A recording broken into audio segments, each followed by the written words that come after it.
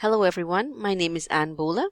Today I will be providing some foundational information on the topic of the relationship between facilitation and the BA underlying competency, communication skills.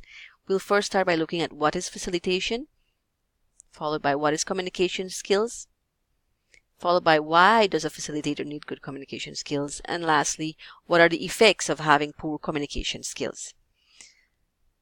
Looking at facilitation now, let's start by asking the question, what is facilitation?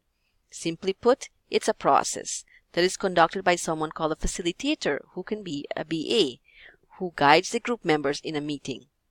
Why? Well, in order to change behavior, to get action, to ensure understanding, to persuade, to get and give information, or simply put, it helps to forward an action or process. When do we need to facilitate, or what situations can we apply facilitation? We can use it when we need to make decisions, share information, plan work, learn from one another, create buy-in, solve problems.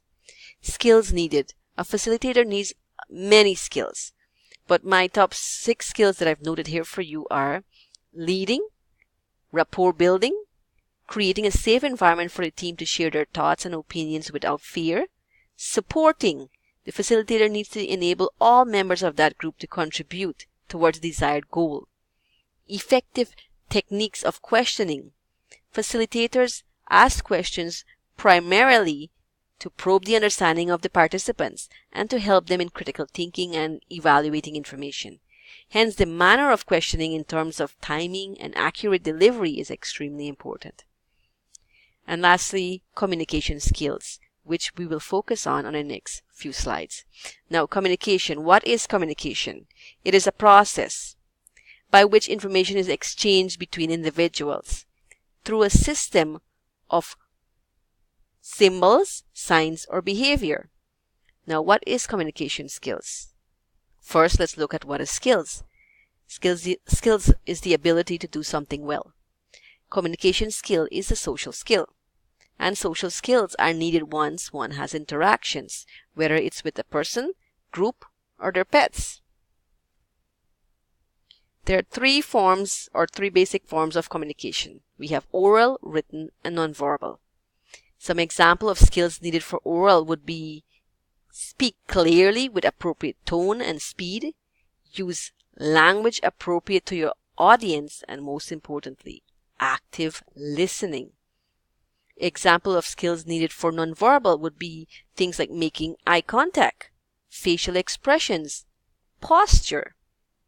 Written communications are things like letters, emails, posting online, and skills needed would be, for example, proper grammar, proper spelling, punctuation. Now, why does a facilitator need good communication skills?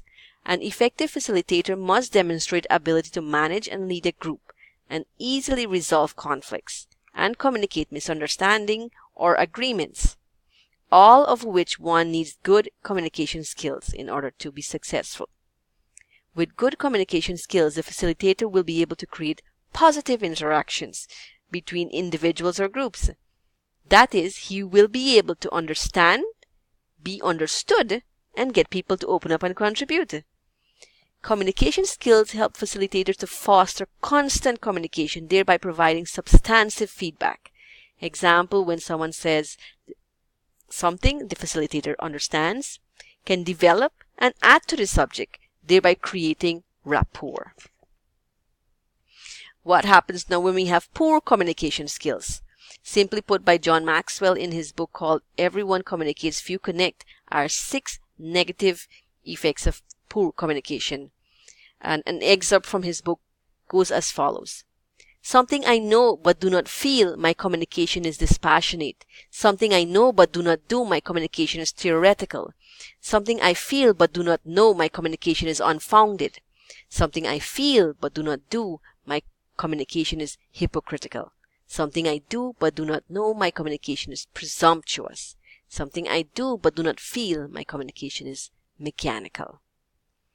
We can now tie the 2 concepts of facilitation and communication skills together, since the former cannot be successful without the latter.